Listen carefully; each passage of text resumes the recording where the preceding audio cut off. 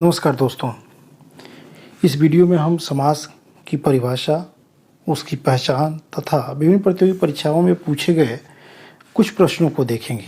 तो आइए शुरुआत करते हैं समास की परिभाषा और पहचान से। एक कविता के माध्यम से इन सारी चीज़ों को हम पढ़ेंगे और यह है, द्वंद्व में और या छिपे दिगु में पहला गणना पद आवत है, बीच में कारक चिन्ह छिपे तत्पुरुष समास कहावत है। अव्ययी पद अव्यय से बहुब्रीहि में अन्य प्रधानत है, विशेषण विशेष्य भाव जहाँ कर्मधारय समास कहावत है। दोस्तों, ये तो रहा समास की परिभाषा और उसकी पहचान करने का ट्रिक। आइए अब देखते हैं कि करके प्रश्न। पहला प्रश्न लेते हैं, मृत्युंजय पद में कौन सा समास है। दोस्तों, मृत्युंजय का अर्थ होता है जिसने मृत्यु पर जय प्राप्त कर लिया हो, अर्थात भगवान शिव। यानी इसमें न तो प्रथम पद की प्रधानता है और न ही उत्तर पद की प्रधानता है। इसमें दोनों पद मिलकर के किसी तीसरे पद की तरफ संकेत कर रहे हैं, यानी अन्य पद की प्रधानता है। और जहाँ अन्य पद की प्रधानता होती है वहाँ पे बहुब्रीहि समास होता है। बहुब्रीहि में अन्य प्रधानत है। लेते हैं अगला प्रश्न, गौशाला में कौन सा समास है। गौशाला यानी गाय के लिए स्थान, गाय के लिए शाला यानी गाय के लिए स्थान। तो इसमें देखिए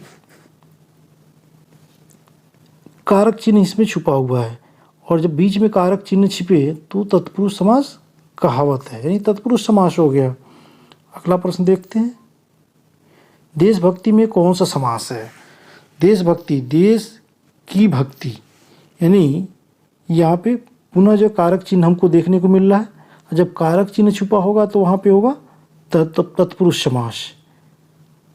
चौथा प्रश्न लेते हैं, चौराहा शब्द में कौन सा समास है। चौराहा, दोस्तों यहाँ पहला शब्द इसमें संख्यावाचक है, और जब पहला पद संख्यावाचक हो तो वहाँ पे द्विगु समास होता है, यानी द्विगु में पहला गणना पद आवत है, तो द्विगु समास हो गया। देखें कितना आसानी से एक 4 लाइन के दोहे के माध्यम से हम कितना आसानी से समास पे आए हुए प्रश्नों को जो कर ले रहे हैं। बढ़ते हैं अगले प्रश्न की तरफ। चराचरम यानी जगत जिसको बोलते हैं, चराचरम में कौन सा समास है। दोस्तों यहाँ चर और अचर यानी बीच में और शब्द छुपा हुआ है, तो जब और छुपा होता है तो क्या होता है, द्वंद्व में और छिपे, यानी द्वंद्व समास हो गया यहाँ पे। अगला प्रश्न लेते हैं, यथाशक्ति में को क्या समास है। दोस्तों यथाशक्ति में यथा एक जो है उपसर्ग लगा हुआ है या अव्यय पद। उपसर्ग जो होते हैं अव्यय पद होते हैं, तो जहाँ पे अव्यय पद होता है और तो वहाँ अव्ययी भाव समास होता है। तो हमारा आंसर हो गया अव्ययी भाव समास। अगला प्रश्न लेते हैं, समास का अर्थ क्या है। दोस्तों समास का अर्थ होता है संक्षेपीकरण, यानी संक्षेप करना, जिसमें देखते हैं कि 2 या 2 से अधिक जो पद होते हैं मिलकर के जो है एक समासिक पद बनाते हैं, लेकिन अर्थ पूरा का पूरा देते हैं। तो समास का जो है एक अर्थ होता है संक्षेप करना जो है, तो हमारा आंसर हो जाएगा संक्षेप। अगला प्रश्न लेते हैं, चौमासा में समास बताने की बात की गई है। दोस्तों चौमासा में पहला गणना पद है 4 मास का समूह, 4 माह का समूह, तो गणना पद है तो क्या होगा, द्विगु में पहला गणना पद आवत है, तो हमारा द्विगु समास हो गया।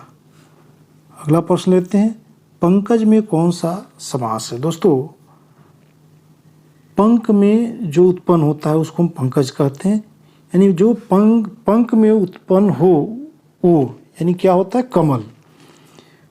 तो इसमें देखिए न प्रथम पद प्रधान है न द्वितीय पद प्रधान है, जबकि दोनों पद मिल करके एक तीसरे पद की जो है और इशारा कर रहे हैं, वो है कमल। तो जब इस तरह की बात होती है कि दोनों पद में से कोई पद प्रधान न हो और वो दोनों मिलकर किसी तीसरे पद की प्रधानता को इंगित करें, तो वहाँ पे बहुब्रीहि समास होता है।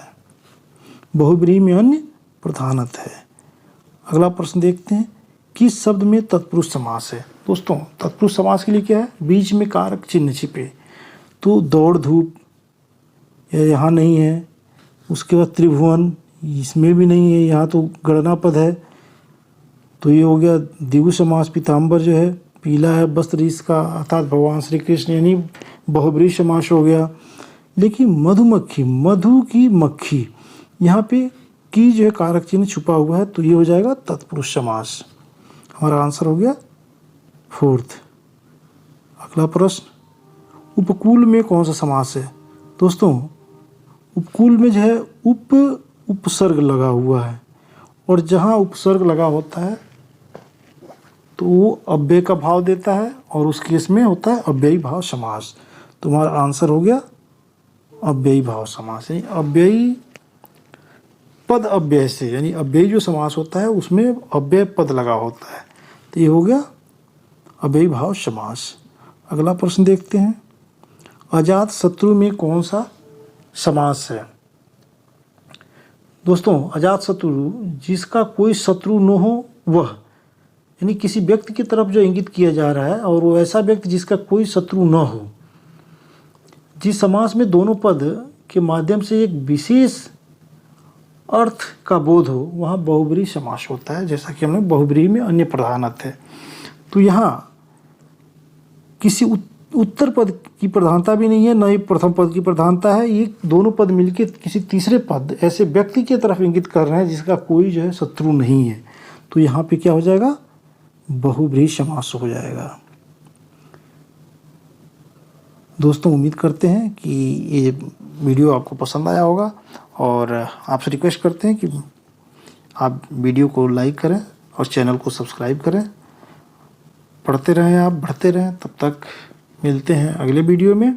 जय हिंद, जय Bharat. Thank you very much.